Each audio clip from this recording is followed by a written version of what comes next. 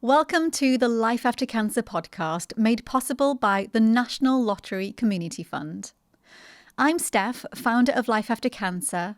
I've been through cancer myself, and I know that when treatment ends, life doesn't always return to normal.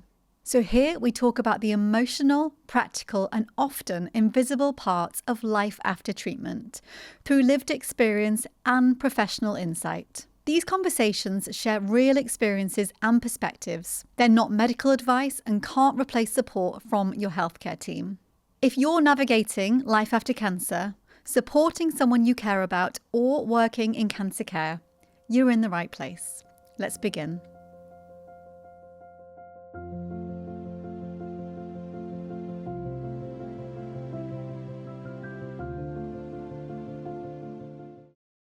Today, I'm joined by Georgina, who is 6 years post-treatment for breast cancer. She was diagnosed in 2018 when her child was just 1 year old. Alongside working as a business analyst, she's now training as a counsellor. In this conversation, we talk about what it was like coming off what she describes as the conveyor belt of treatment and stepping back into everyday life. For her, one of the hardest parts wasn't the hospital appointments, it was what happened afterwards. When people around her expected everything to go back to normal, because on the outside, life looked very normal, but inside it felt more like a tornado, as she says, trying to make sense of what had happened and who she was now. Georgina shares how she gave herself 1 to 2 years of space to reflect, to ask who she was now, what mattered, and what kind of life she wanted to build next. And over time, that reflection led her towards a new purpose, a new direction, and clearer relationship with herself. This is a very reflective conversation about work, relationships, identity, and building a life that feels right for who you are now. Here's my conversation with Georgina. George, welcome. How are you doing today? Thank you. I'm good. Thank you. Excellent. All right. So let's start with a quick fire round if you're happy to. Yeah. Fantastic. Tell me, what did you expect life after cancer to be and what was the reality? I expected it to be a relief that treatment had finished because in the space of 8 months I'd gone through operation, chemo, radiotherapy, and I was ready to finish, and I thought it'd just be like a few weeks of recovery and then I could get back to work.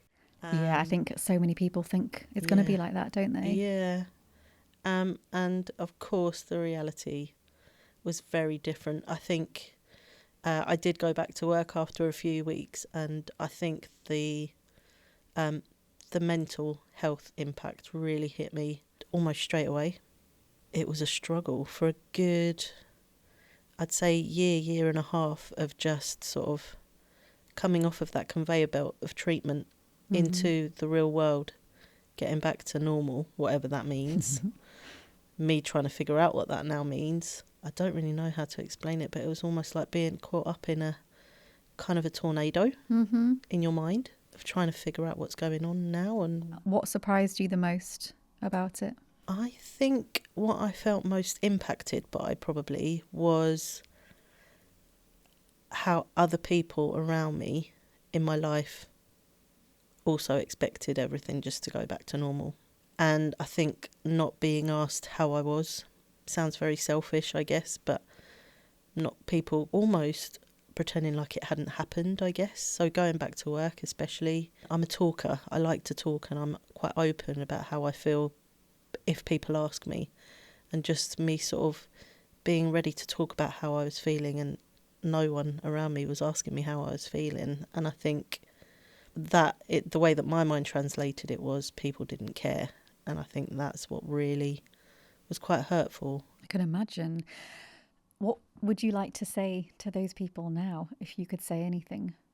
I think it's taken me a long time to get to this point, but I understand why. I think there's a lot of awkwardness, a lot of, and I don't mean this in a bad way, but ignorance. Unless you've been through it, you don't realise. And maybe people thought they were doing the right thing by just, maybe she wants to get on with life. She's come back to work. We don't want to make it all about cancer and what she's been through. But I think what I would like to say is just say, what do you need from me? That's it. And even if I come back and say, do you know what, nothing, let's just pretend like nothing's happened. Just some acknowledgement, I think, would have Goes done a long lot way, for doesn't me. it? Yeah, a really long way. Yeah. I completely agree. And we know that a cancer diagnosis is absolutely horrendous. And we know that that individual needs support. But what we don't know is that once cancer treatment finishes, the support needs to continue, of course, in a very different way. And like you said, of course, the needs of each individual is very different and everyone's journey is quite different. But that one sentence, that one question that you just delivered, having that in your back pocket, it's not a huge ask, is it? No. To go, how are you? What might you need? Is there anything I can do to support you? And like you said, you might reply saying, do you know what? I'm good. Like, I don't really talk about it. I don't want to bring it to work. Or actually, thanks for just acknowledging what's happening or happened, sorry. And I think that it's that acknowledgement, because what I got was just nothing really. I thought I was being a burden by talking about it. Yeah. Feeling like a burden for still struggling with what you've been through. Because you kind of feel like, oh, people are sick of hearing it. And whether they are or not is a different matter. And so being given that reassurance that, you know what, this is a safe space. If you want to say something, I'm here to listen. Maybe not now, maybe not tomorrow, but whenever you want to. So having that kind of safe space of almost someone saying, I'm here for you when you need me. Like you say, it goes a long way, especially after cancer treatment finishes. It's invisible what you're going through. I don't blame people for not having that awareness.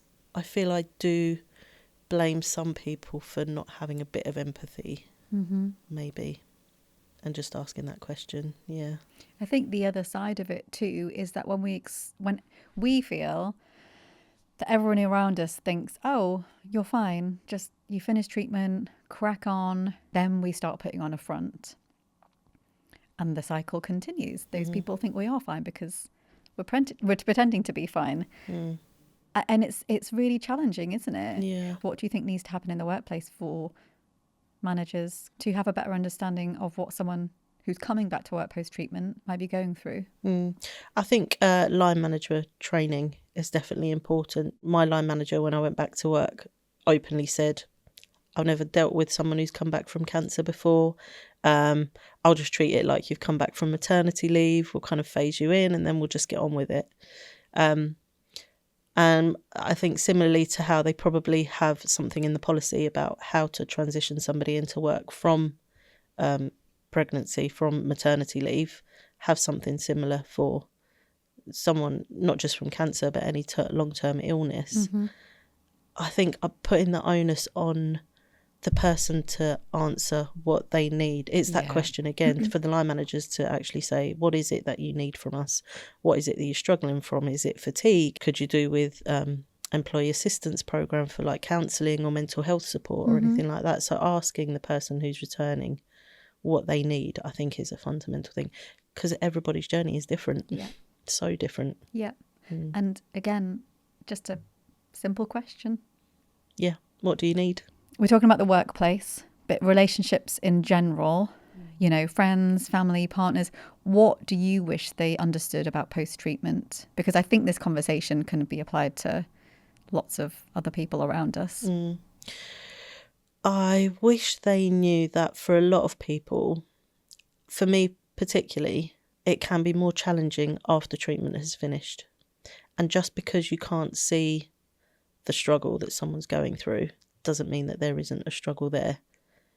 Even more so probably than it was when they were in the safety of appointments and hospital visits, and everyone's kind of focus was on them. And now no one's focus is on me. That's the time when I need you the most. And I think that's an important thing for people to try to remember if they've got somebody going through cancer themselves. Just try and be mindful, I think. And when those relationships around you, work, family, friends, partners, not partners, partner, when you felt like actually what I need isn't quite there, did you have like a sentence or a phrase, something in your back pocket where you felt actually this really communicates where I'm at and what I might need from you. So someone's listening to this and they think, you know, how do I do that? Because I can hear from you that actually you've gone through this whole process, and it sounds like you've kind of come out the other side of it as well, actually going, I've navigated my way and I found a solution to this. I think my solution, honestly, is that I have managed to compartmentalize my relationships. And I think part of the problem was wanting everything from everyone. I wanted my partner to really understand how to support me. I really wanted my friends to be there and do this and that for me. Whereas actually, for me personally, professional support is what I needed. So I had coaching. I was part of the coaching group through Life After Cancer. I had personal counselling. And that's where I could, because I do talk about feelings and I am quite open when I'm in that safe space. I knew that that was the safe space that I could get that, so that I wasn't being too demanding from my partner or my friends. But then equally understanding who was right in my life and who wasn't. I guess that also came out of it. So I really took stock of relationships at that point, I guess. Yeah, that's something we hear very often in the community as well, that there are just some horror stories of friends crossing the road because the reality is they don't know what to say to them, not hearing from them via text or phone calls. The support just completely drops off, and it really does make you sit and readdress, well, who are my real friends? Or the other side, that actually there's someone who I didn't think we were great buddies with, who might be a neighbour, but oh my goodness, they've really like rolled their sleeves up and, you know, made sure I'm all right and supported me in ways that I never even thought they would. I think it really kind of magnifies those relationships, doesn't it? And just shows you who is by your side and who isn't. Yeah, it really does. And that's really painful too, you know, to see that, isn't it? Yeah, it is really painful. There's a lot about the whole experience of cancer that is painful, and it's just one of the many things in the whirlwind. But figuring out who is really there for you in your hour of need is one of those things. And personally, some of those realizations of who was and wasn't there was painful. But then equally, like you say, the messages that I was getting of support from people who I wasn't that close to, and it makes you reevaluate what you look for in relationships. It did for me, definitely. Like, I've got much less of a social circle now, but the quality of those friendships, oh my gosh. And realizing how incredible humans can be, like humans who you don't maybe know so well. You think, oh my goodness, you really kind of showed up for me, and how beautiful people can be. Oh, it's lovely. Yeah. And you spoke about work earlier. We see in our work a lot. People return to work too quickly. They think, oh, I can go back 5 days a week. Actually, maybe the reality is 3. They go back to jobs that, oh, I didn't even care about that job previously. I definitely don't care about it now. Or people think, oh, do you know, I just need a little bit more purpose, a little bit more meaning in my life. I've gone through cancer treatment. What's actually important to me now? And I know that for you, I don't know if it's the cancer experience, but for you, your work and your purpose has changed. Tell me a little bit more about that. So my day job, it still is my day job. I'm a business analyst in the technology field. It's the least glamorous. But it is fulfilling in a sense. However, I did go on this journey of figuring out I need to feel more fulfilled in what I'm doing. And it was my own personal cancer journey, and also somebody close to me, their personal cancer journey. I came to a point where I wanted to start training to be a counsellor. So I'm in my final year of study, hopefully completing the course and becoming a qualified counsellor in the summer. And for me, gosh, so I still do the day job. I think the journey for me has been about, it's not necessarily that my day job needs to be the thing that drives me and fulfills me and gives me my purpose, but to recognise that I can do something else that does give me that kind of feeling on the side. And that's what counselling is doing for me. And it's just changed me as a person so much. Going through the training and the journey myself, but it's also so fulfilling. And also the people that I've met who are like-minded, who are just driven by that same purpose of wanting to help people and become counsellors themselves. It's been life-changing. That's excellent to hear. So it sounds like your purpose has changed, or you found your purpose post-treatment. How did you find that purpose? Because I know for so many people, this is a really big question. And I think for many, when we think about purpose, it's, oh, okay, well, if I find my purpose, I can apply that to my work. And we know that purpose doesn't have to be that big. It doesn't have to be, oh, what's my life purpose? It can be the things that we do on a day-to-day basis. It can be, community work. It can be showing up for our family. It has very different meanings for each of us. But how did you find your purpose? How did you get to the point that you're at now?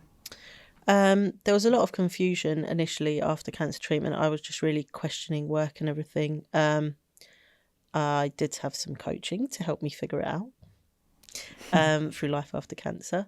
And generally what my cancer journey gave me is I just thought I need to start being a bit more introspective about who am I, because that it's not that had changed since cancer, but it really shone a light on, do I know who I am and what I love to do and what really drives me? Mm-hmm. And I just didn't, I think I realised at that time. So I just really became introspective and reflective and really started digging deep into what I get my drive from and what kind of ignites the passion. What gives you energy? Yeah.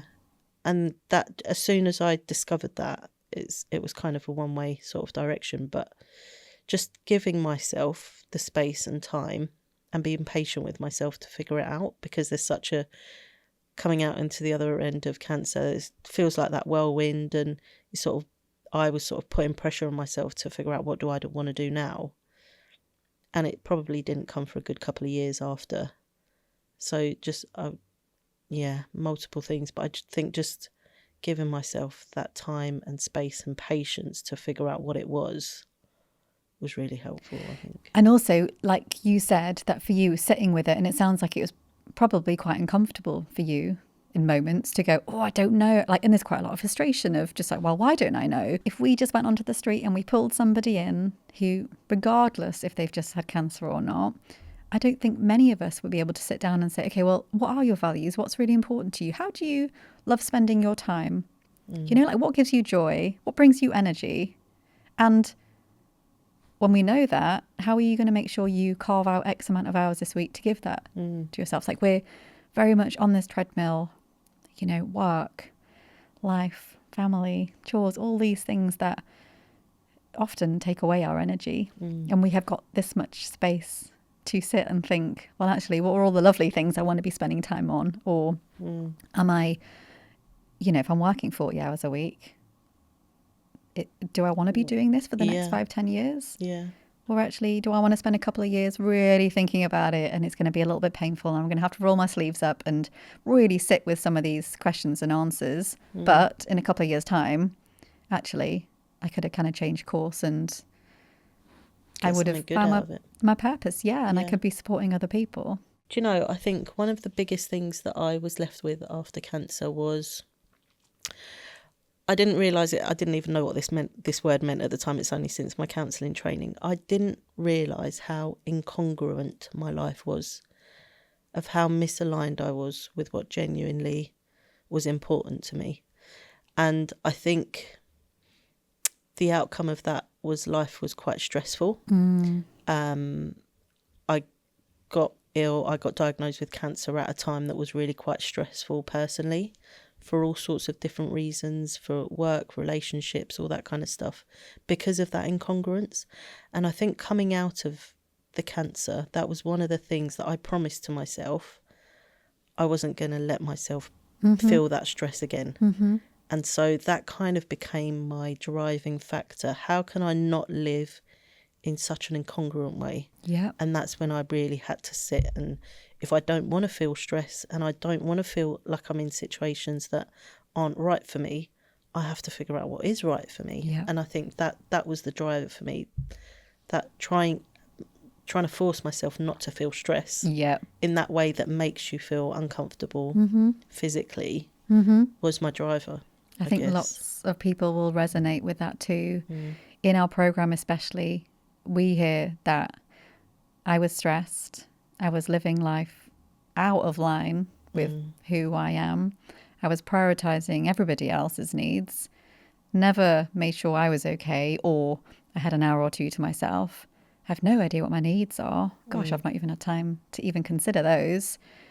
So we're just pouring into everyone else's cups, whether that's, work or parenting or supporting parents, whatever that might be, friends. You really start living life, out of whack with who you are. And then stopping to think, okay, well, what are my top 3 values? What are really important to me? And not like the really obvious ones. I think we can all sit and go, well, family and health and all the rest of it. But digging deeper. Yeah. When we know what our values are, we can start using it as a compass, like you said. Okay, well, am I living life in line with who I am or who I want to be post-treatment? It's really important. And we need a guide, don't we? As in, we almost need just this one piece of paper of, this is who I am, this is who I'd love to be, and this is what I'm working towards. And this is my reminder to keep coming back to, because it's completely possible. But we do need something to keep us on track. And I think it's trusting yourself as well. Yeah. Really listening to your instinct and the voice inside you. Because I think, personally, just speaking for myself, if I'm honest, I knew that things weren't right, but maybe I was just putting it off. Next year it'll be fine. Maybe I'll do this. And you just you allow it to build up. We talked about relationships, but I think relationship with myself is one of the things I really learnt to listen to myself and trust myself and go with what my gut instinct says. And so that patience of just letting just sitting, whether it's meditating, journaling, sitting in silence, going for a walk. It's that, isn't it? You need to create time for yourself to hear what's going on for you as well. If we're running around, then there's no chance, is there? No. If someone is wondering about their purpose, what's one small thing you would recommend they do this week to start moving towards figuring out what that might be? Go for a walk in nature in silence, without any earphones in, and just spend some time with yourself. Excellent. Yeah. So we're coming to the end, and what I'd love to do is introduce a very quick fire round. What's one thing no one tells you about life after cancer? You're going to feel tired for a long time. Brilliant. What helped you the most after cancer treatment?